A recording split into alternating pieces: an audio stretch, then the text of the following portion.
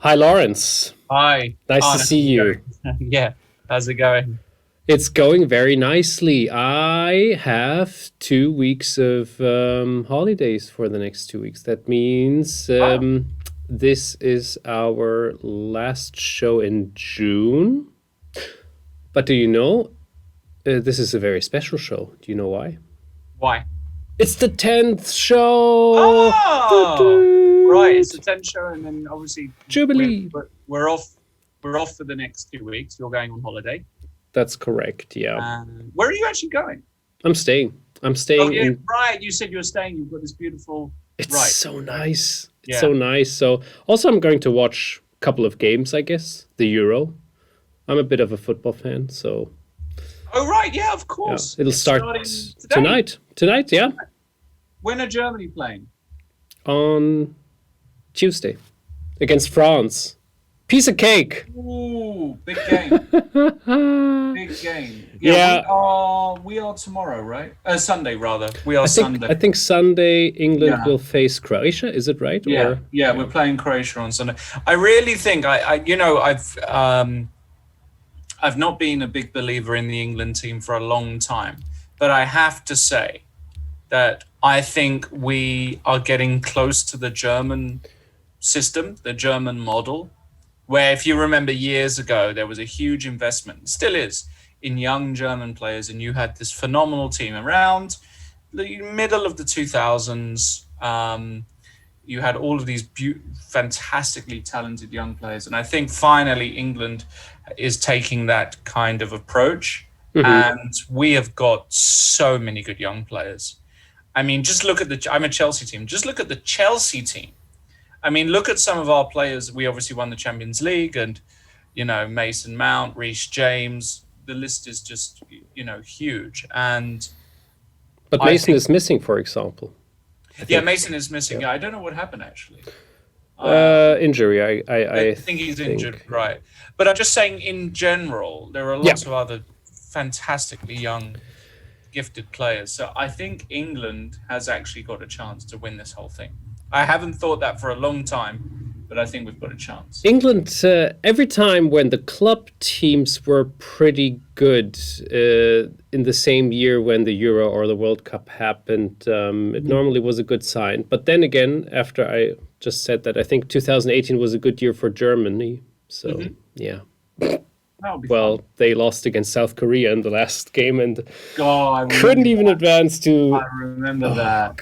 I remember that. That was so That's painful. It's so funny. Do you know what I watched the other day as well, randomly? I watched Germany, Brazil, 2000 and goodness, when was it? 14. 14. I think I'm watching this game or the highlights of the game every year. It's just a bit. You know the part I like most about it? What? I like seeing them cry in the crowd. I like seeing the Brazilian. Not because I'm a horrible person. It's just You are. there's a bit of charm for it. There's a little because they've had a brilliant team for like 60 years and won multiple World Cups. But I just the shock on their face. They cannot believe that they've let in the 4 goals in the first half or whatever it was. Yeah, it was even 5. It was 5 goals in so the first half, painful, yeah. and like 3 goals in a couple of minutes. Anyway, Yeah. from young talents and the Euro Championship, there's going to be a World Championship soon, talking about chess again. And we have beautiful themes today. I'm very happy for this episode, the 10th episode, that we have very, very juicy things to talk about, in my opinion. Okay. Shall we dive right into this? Yeah. Let's dive right in. Who wants to start? I mean, do you want to start then? I'm just starting with a semi-juicy subject. Why do some countries always gain and other always lose rating points? Yeah. It's so interesting. So, by the way, this is Svetlana's first article for ChessBase. Right. She's that girl over here, 17 years, Canadian, and she just qualified also for the World Cup together with Nemo Kyusu. Yeah. Now, this article is about the youth in the world and their championships. And it's a little statistic from starting from 2012 to 2019. So the recent World Championships, except the last year, for obvious reasons. And the funny part about it is, if we look at all the different teams here with all the rating points, like in general, how much rating points did they lose or achieve? For example, Germany. Losing. Minus 54, minus 26, minus 51, Wow. blah, blah, blah, blah. Like there was no championship since 2012 Incredible. where anybody like gained a significant amount of points, even if they played a bit better, like in 2012, for example. Let's take a look at England. Okay, that is not that clear, right? There's this plus 32 and this plus 59. Yeah. Okay, so good. This is not the main example, but overall we have a little summarization of gain and loss countries, and of course it immediately you can see that the loss ratio in Europe is huge compared to the gain value of Asian countries, which is like, if you look at it, it's plus 30 to plus 40, and here it's minus 30 to minus 40. So overall, this is actually pretty big volume, if you ask me. Now, there is no real theory why this is the case. There are many, many good points, actually, which also the people in the comment section are giving.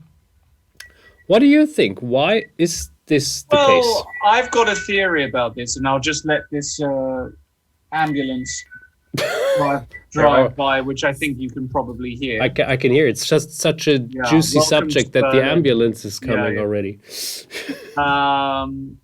So my theory is actually a slightly different one. Okay. I think. And that is that I think the rating gains of Asian players is mostly because they actually don't play that many tournaments. For example, it says here Vietnam.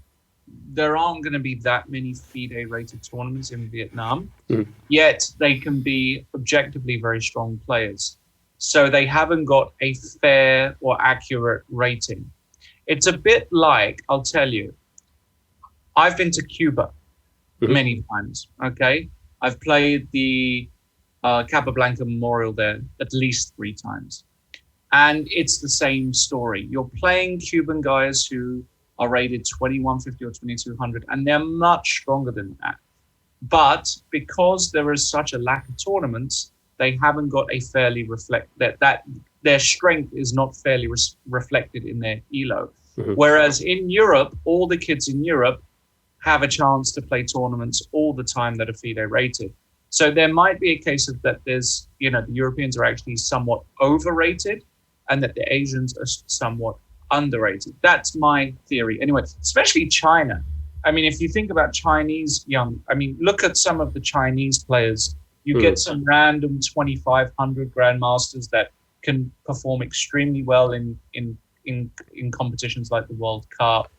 You've never heard of them, and they just crush. So, I mean, for me, it's more, that seems to be a more realistic theory. I don't know what you think about that. No, good point. Yeah. No, I think it's that is also a part which is flowing into this. I believe that the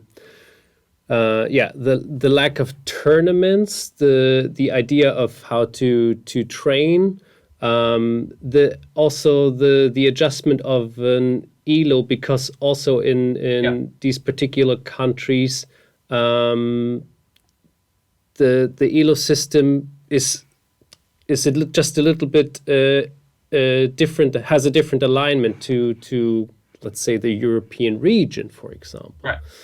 And then it's just adjusting naturally. On one hand, it is just funny to see this statistic, because it is significant enough to point it out. And then again, I think it might be here's the continent's average plus 21 minus 11.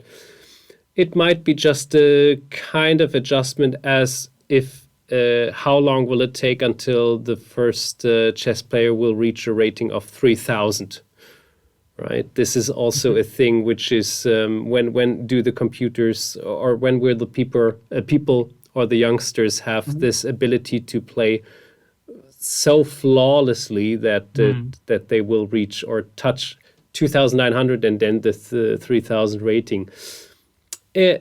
I was talking with Larry Kaufman yesterday. Right. Had a beautiful interview. What a lovely, awesome, nice and guy. cute guy. Yes, and he gave me a little bit of an insight, which was so interesting that part of why he was very successful in the stock trading business was that he used the system from the ELO rating. To grade stocks. Yes. Interesting. That was it was super interesting. Now that and this is why I think it is this yin yang, which is just it is a significant amount of time. It's almost 10 years. Yeah. But I still think it's just like adjusting in different directions, and sometimes it pushes in one direction. And I'm curious how the follow-up will be in the next 10 years too. But it is it's just like interesting article. Absolutely, yes. It's also a nice find from Svetlana, who's doing an awesome job anyway in any kind here. Lawrence, you please. We'll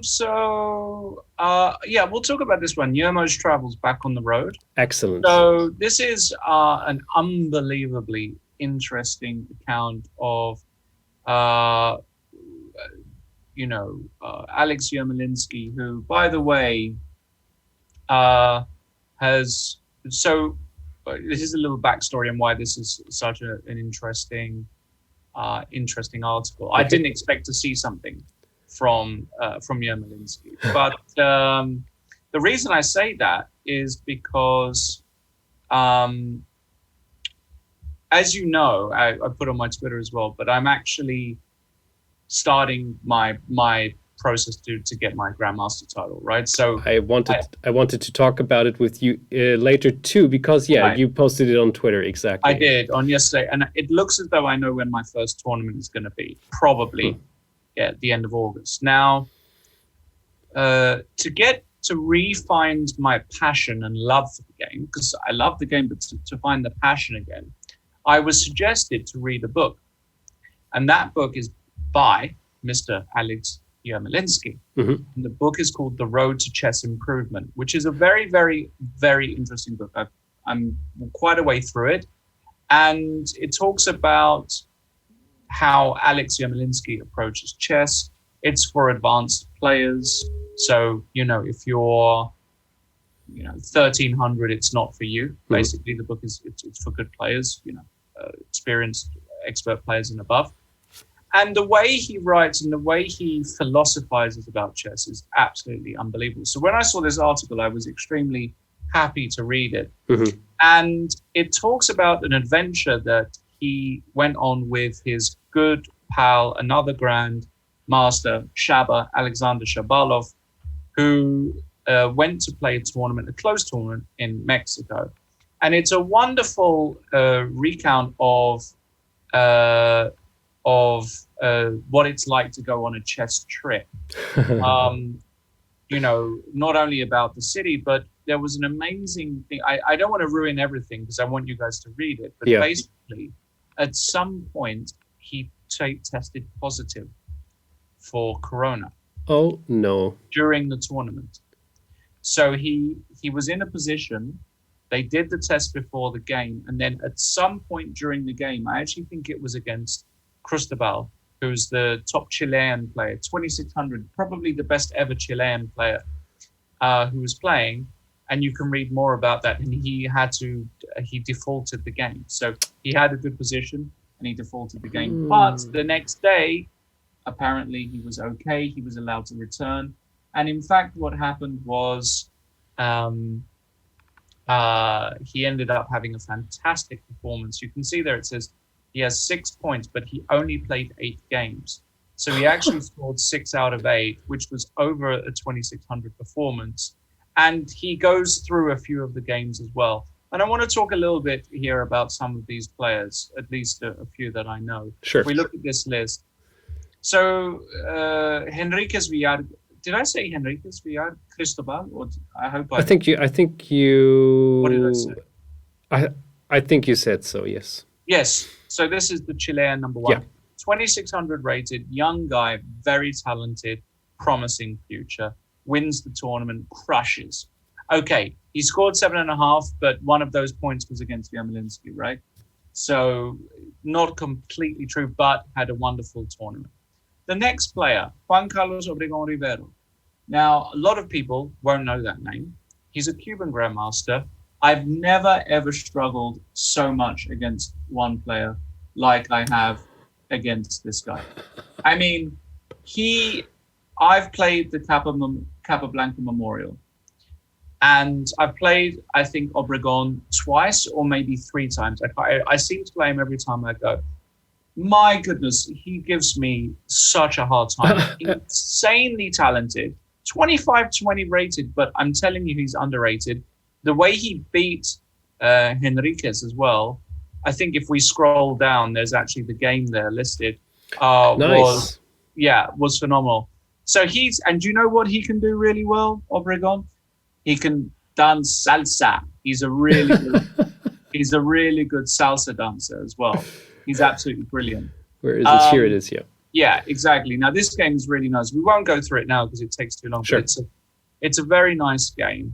Anyway, it's just the way Yermolinksy writes. I mean, it was a really detailed, funny, insightful article, and I'm not going to carry on talking about it. Just go and read it. It's really nice to see it's nice to see how an experienced grandmaster, after all, and basically he said, look, we've been in quarantine for so long. When I heard I could go and actually play a chess tournament, I couldn't wait. You can see here the rating is 2486 for Yermolinksy. He's going to gain a lot of rating points.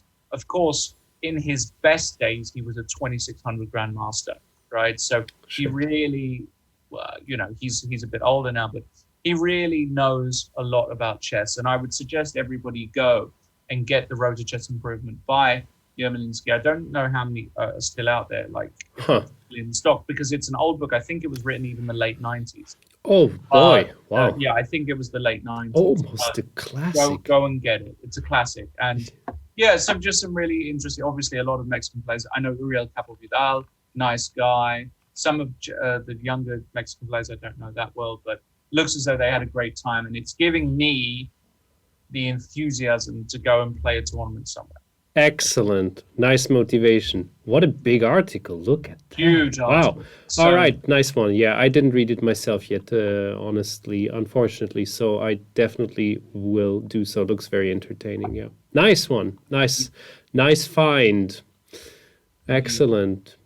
Yeah, I don't know much about Yermolinksy. I only know that this is the name, Shabalov and Yermolinksy was a name I heard even in the 80s and the 90s all the time. And when it's about US chess, that I remember too. Okay, let's talk about the juiciest theme here, in my opinion. Fair play in chess. I think I could talk about it for days and days because it is just too big of a thing. Yeah. So first of all, Asi Philosoph wrote this article. What a name! I don't know who that is, by the way. Me neither. But I mean, he's predestined to philosophize about some things with that name, obviously. Now he's from Israel, as far as I know, and he is. Give me quick. I just read Bachelor in Philosophy and Master in Cinema from Tel Aviv University. Yeah, and chess fan, obviously. So fair play. That's the thing which cheating and fair play is a thing which has been a pretty big theme in the last year, especially when it comes to online games. And one incident happened very recently in the tournament where there was a game between, and I definitely don't know the right name, Yergos Petchak. Probably with all those stuff around the A and the C, it might be Petchach, but I cannot say. This was the position after 15 moves against Gelfand. Yes. And then Gelfand did the beautiful mouse slip. Oh, I cannot do this. It's not the diagram. Anyway, he played the queen to b4. Of course, he just wanted to take... I mean, it's absolutely obviously a mouse slip. You don't go like, oh, you didn't see that? Ha, ha, ha, ha, ha. Well, Petchak offered a draw in that situation because he saw this incident happening. There's no take backs like this, and anyway, Gelfand, he's such a humble, lovely personality, a very huge gentleman. Complimented his decision to offer the draw. Petchak, after all, he won, or no, I think he won anyway. Yeah, in the Armageddon, as far as I know, but maybe I read it wrong. He won. Yeah, all right. Yeah, so yeah. So this was the one situation, and then there was also the situation with David Navarra in this position here. Yes.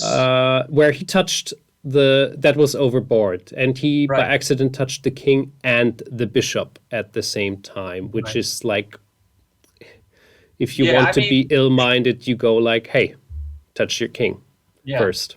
Yeah. But was shortly clarified after that, and Navarra was allowed to play with the bishop. Anyway, after loads of hours later, this was the position, and then whatever the king moves to, it is a loss for white. So Navarra now offered a draw. Yeah.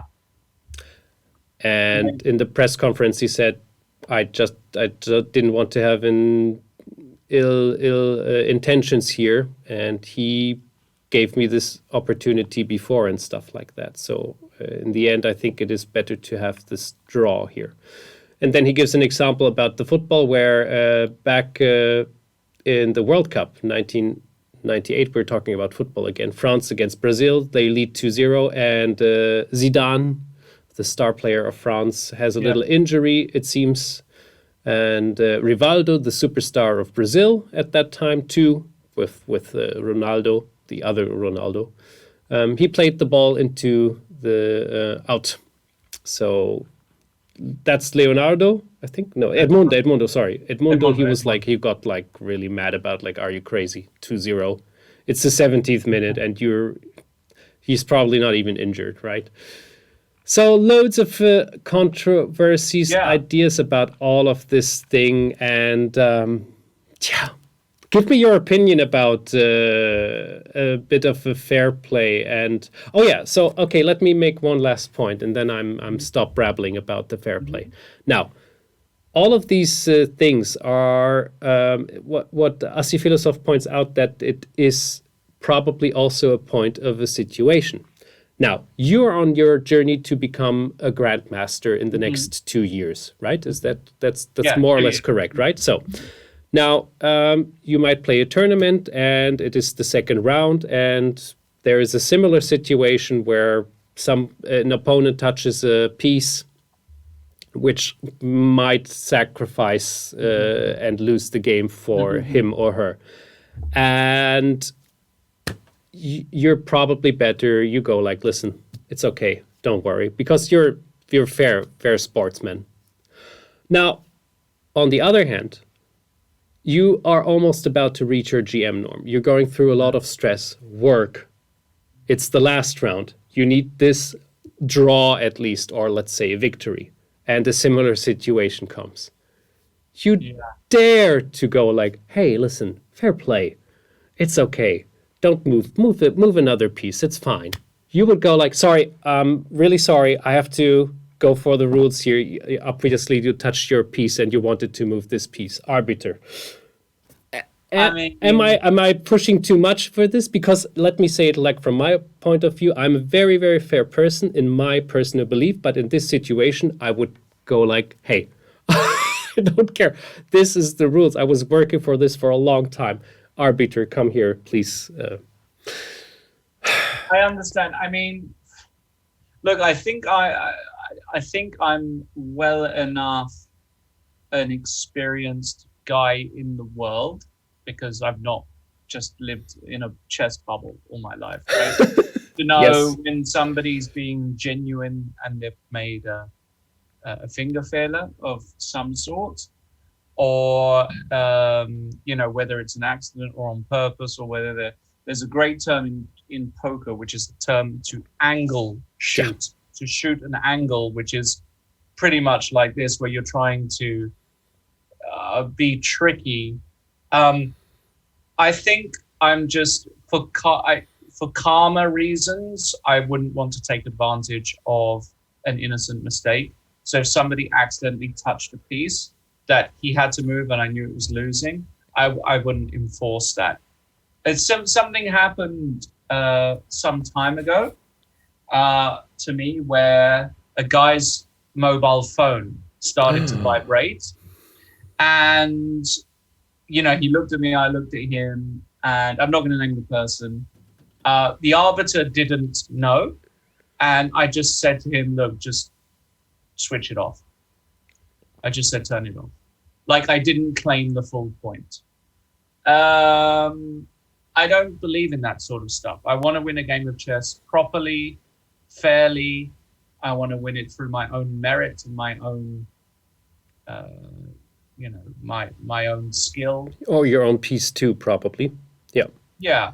And if somebody does it to me, and they call the arbiter and they forfeit, I just think, you know what, I think that's bad karma for him. I say, you know what, you want to win this game of chess so bad, have it. Now, you put the example, if it was for my GM title, for my GM norm, I think where there's something at stake, let's say it like that. Yeah. Well, and one thing that I'm going to be clear about on my journey is I want this to be a fair, pure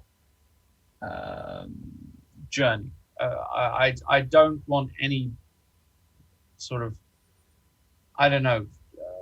I want to have gotten there through my own industry, through my own progress, and nobody else's. I don't want to get there via any elements of luck, basically. I mean, if luck in the sense of, if he blunders a queen, I get lucky in a position where I'm worse. Of course, yeah.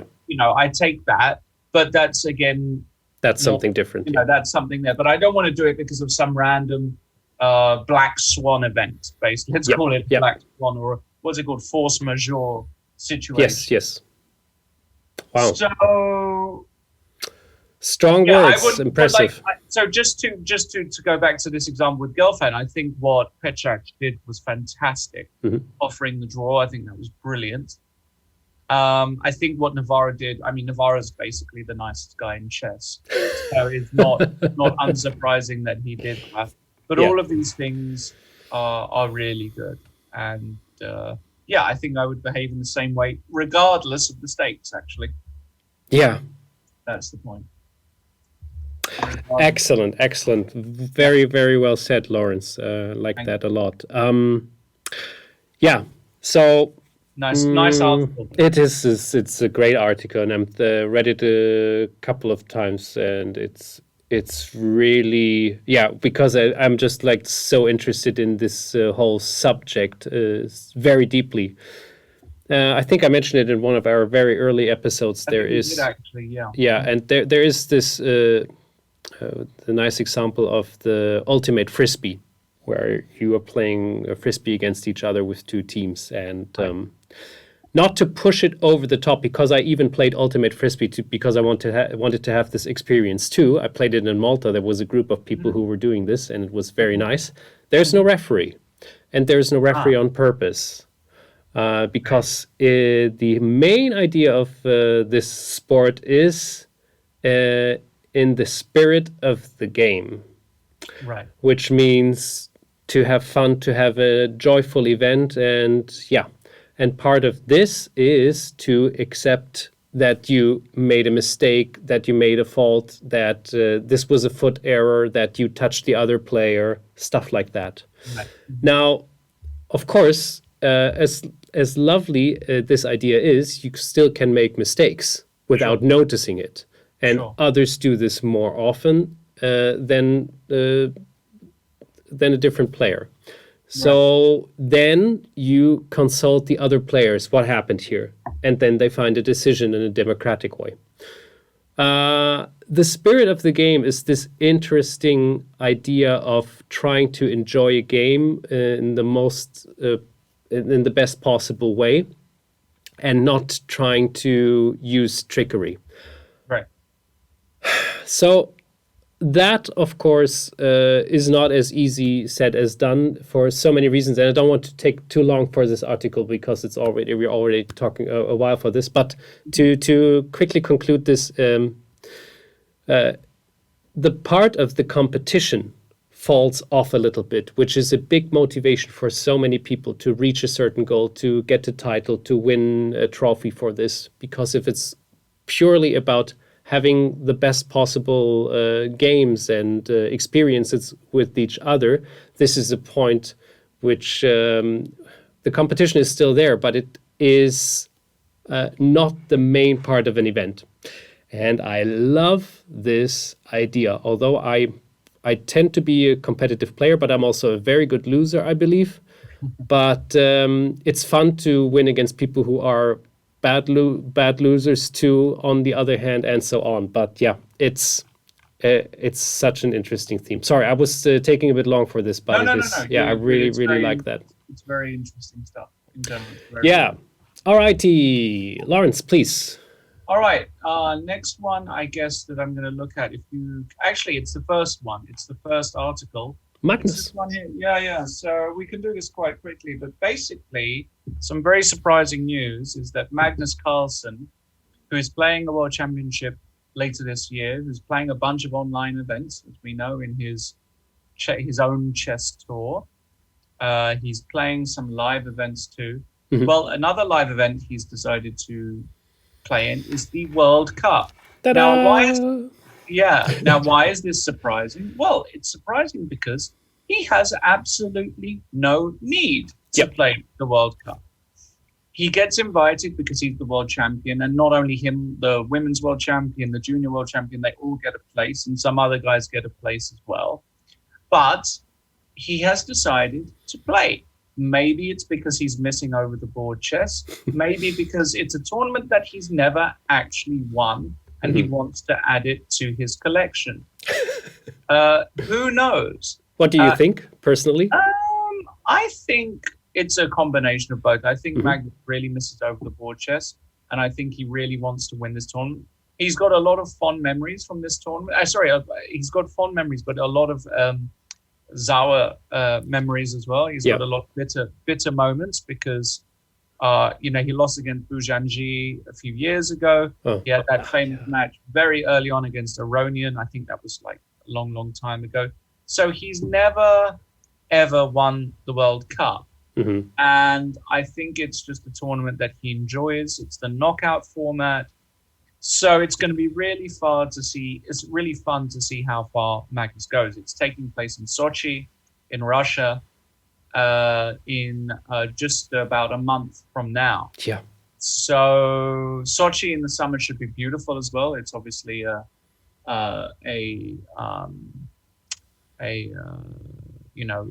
it held the Winter Olympics years ago. Exactly, yeah. Have you ever been there? No. No. And it held the World Championship match, of course, between Anand Carlsen, I think, again, the second match, Anand, if I'm not mistaken. I wouldn't know. So he's got fond memories probably of Sochi. And it's going to be, I have to say, it's a tournament that I would love to play one day. If I got into that, that is such a huge tournament to play the World Cup. I've commentated on it. I commentated in Tromsø, the World Cup in 2014, I think. So that's it, really. It's just, Magnus playing the World Cup is huge. That's great. Yes. Yeah. Happy he's, Oh, man, Magnus. Yeah. I'm really happy that he is, the things he's doing for chess, and that he's not too shy to budge out of that tournament. Yeah. And for obvious reasons, as you also mentioned. Yeah. Quickly, Superbet. That's the tournament in Romania. Yes. And funny enough, it's like it's 3 rounds, I think, or 4 even. And there's 3 rounds per day, is it not? Let me see. It was 5 rounds already. Yeah, 5 rounds gone, but I think it's 3 rapid games per day, if I'm not mistaken. Yeah. Okay. But anyway, it's like so funny. Look at the points. The last place has 2 points. The first place 3. I mean. Well, yeah, I'm not sure. I think that's a bit out of date. Let me just check.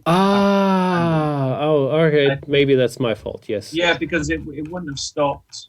Let me quickly check. Maybe the Germans. Oh no! No! It is. Round 6 is today, so I'm just going completely insane. No, that is. So the games are 30.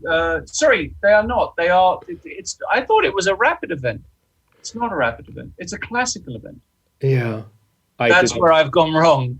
It's a classical event. I haven't looked at it yet. Okay. I haven't looked at it much either. That's why 5 rounds makes sense. I cannot keep up with all those super Grandmaster tournaments. Damn it.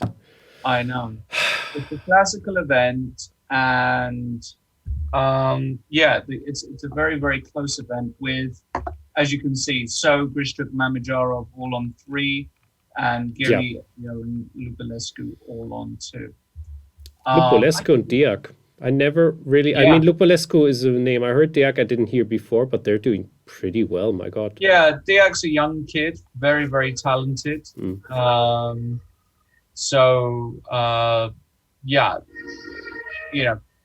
ambulance. More ambulance. pretty close tournament, though, it has to be said. I mean, not really too much to add here. No. To add here, yeah. I mean, there's a long way to go, and pretty much anybody can still win, right? Let's give a quick prediction.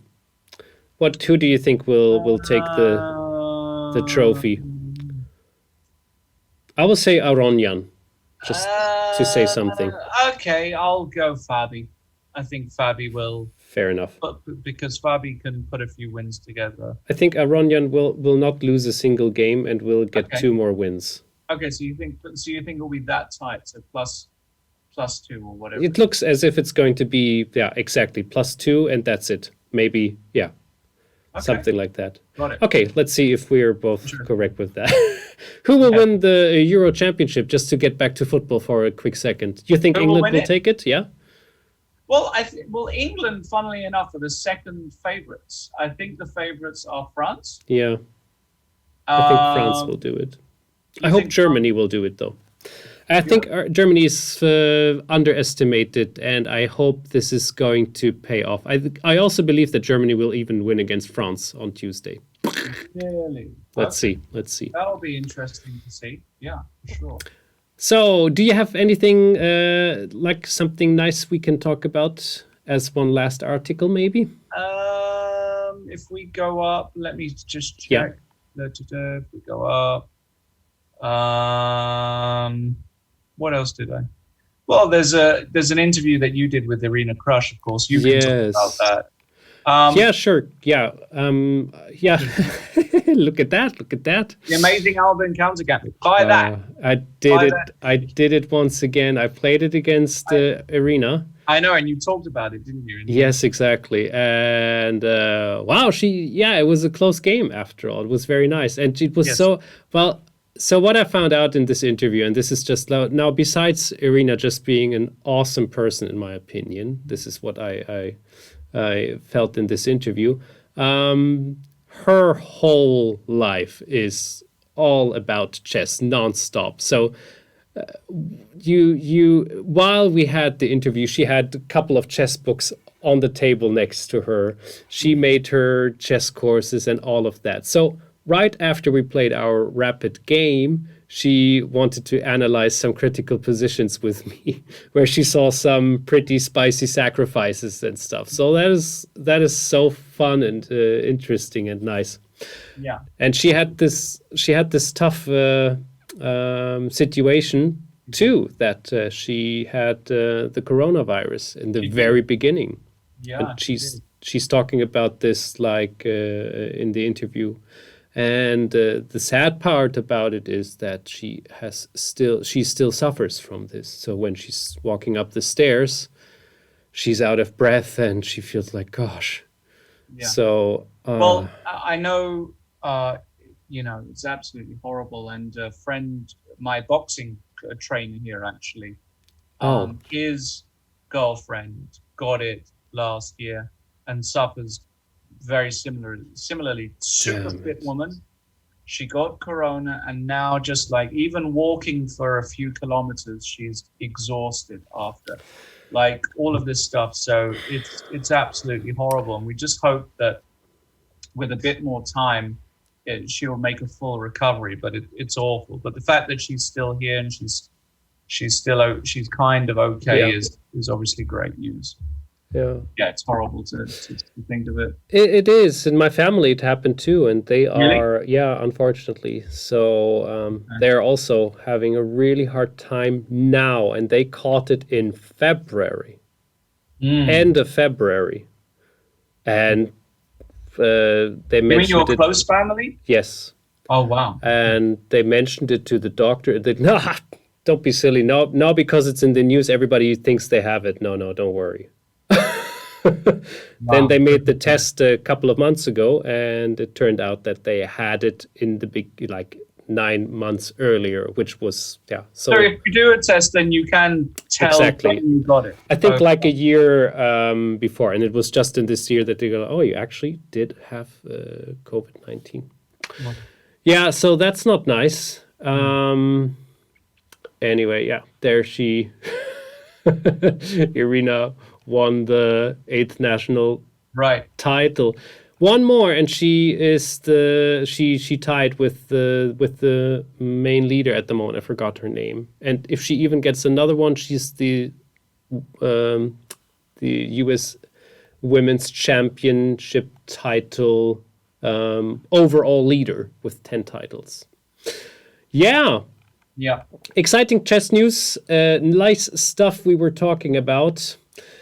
Now, let's talk a little bit briefly about your Grandmaster journey, because, yes, I was looking at your Twitter post. By the way, if you haven't followed Lawrence on Twitter, you're pretty hilarious on Twitter, I have to say. Your post, you mentioned yourself, you're a cattle herder, or what was that on Twitter? Oh, no, see, I'm so cattleman wanderer, but people don't understand what that is. It doesn't actually mean anything.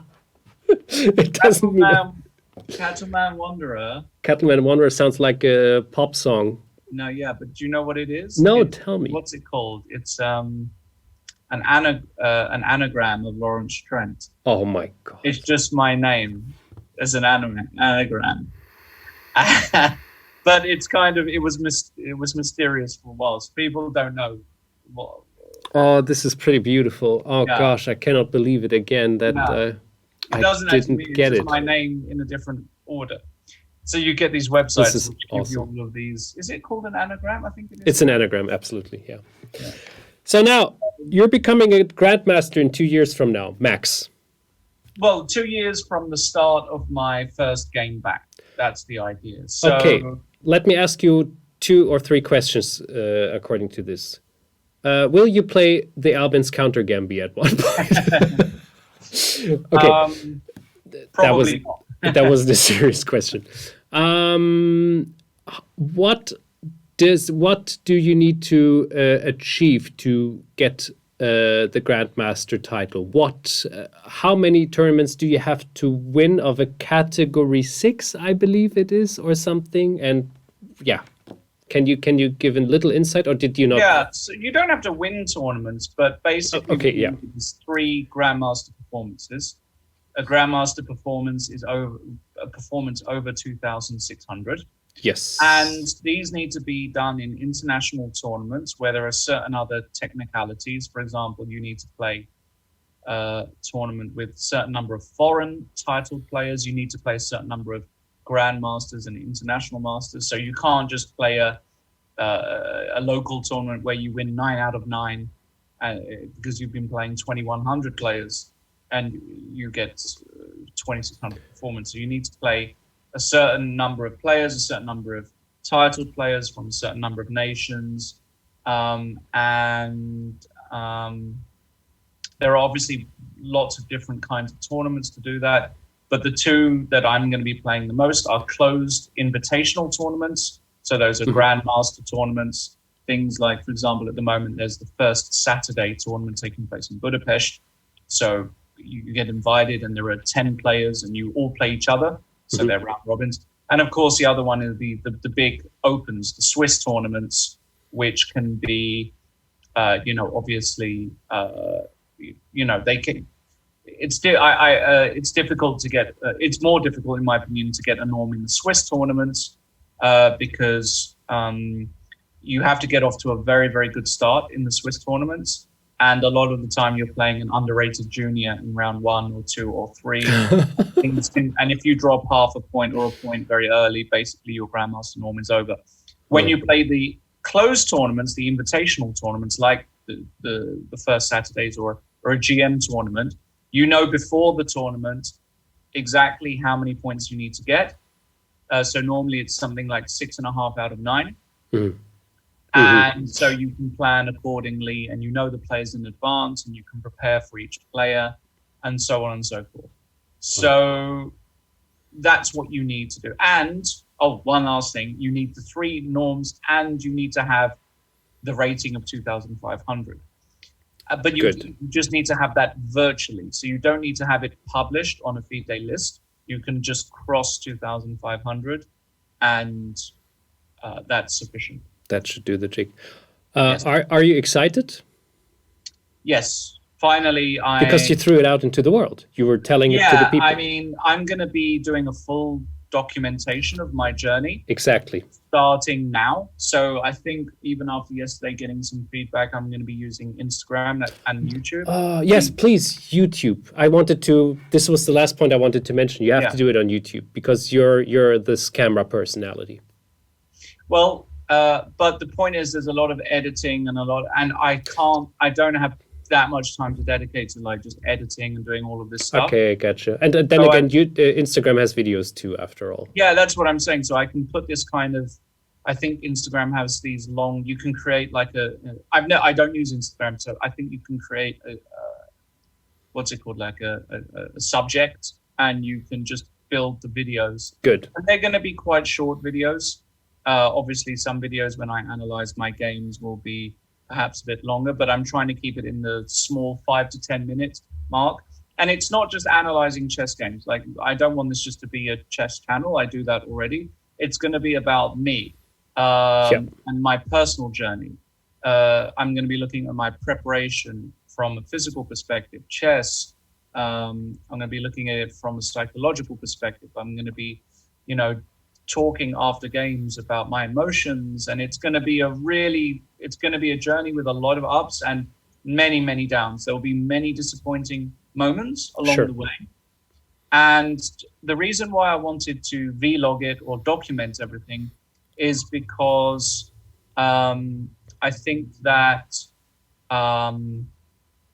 when I look back on this, if I'm successful or not in this challenge, I think there's a lot I can learn from it and grow from, and it's just going to be exciting to be able to look back and think, if I do it, especially if I do get the title, it'll be a very emotional, but a big point of personal pride and a lifetime goal, a lifetime achievement. Nice. So I think it's worth documenting. So yes. The commitment to keep all of this documented all this time might be one of the hardest challenges for you, I guess. But that's the thing. That's where Instagram, especially, I think, is going to be so good, because I can literally just do an Instagram video and I don't have to do that much editing. That's the point. Are you creating the Instagram account today? I have an Instagram account already. Okay, so we can link it. We can link it in the show notes. I have an Instagram account already, and I'm just going to basically do my. If you ask yourself at home, how can I? Maybe I should do a new account. Maybe that's a good idea. Okay. Like just Road to Grandmaster or something like that. At Road to Grandmaster or something. Maybe that's not a bad idea to start a completely fresh new account. The most beautiful thing about this is once the 2 years are over, you either write a book how my road was to become a Grandmaster, or how I failed to become a Grandmaster. Exactly. It's both going to sell really good. Exactly. Yeah, exactly. And after the 2 years is up, I mean, that doesn't mean I have to stop trying, right? Absolutely. I'm still going to be. But it will be super interesting to see if I manage to do it in the 2 years. I am really looking forward to this. Just to end this quickly, if you ask yourself, how can I help this young, nice, lovely chap over here who's doing the news, who's doing the weekly show, who's teaching us chess all the time, who's dedicating his life to make a little dent in the universe for you to learn chess in a nicer and better and more interesting way, who gives his thoughts about all of this. Subscribe to his Instagram. Maybe I will post it underneath the video. And buy the freaking Fritz trainers of this guy. It's a nice motivation for him. And if you haven't done so yet, so it's always nice and helpful. And it's something where you go like, wow, thanks a lot. And I'm on it, guys. I hope I won't disappoint you. Exactly. I mean, so... my Instagram for the moment is Lawrence.Trent. I've posted 6 times. My last post was in 2016. So I hope you make a new one, which is called the Cattle Herder GM. Cattleman Wonder. Yeah, exactly. Cattleman. Yeah, could do that. I even don't know how to load a video, so I'll work that out. You'll figure that out. I'll figure it out. All right, everybody. So we see each other in July again. This was our 10th show, a very special show. I enjoyed it big time. And we see each other in July. Have a lovely weekend and a nice 2 weeks. And bye-bye. Bye, guys. Bye. Take care.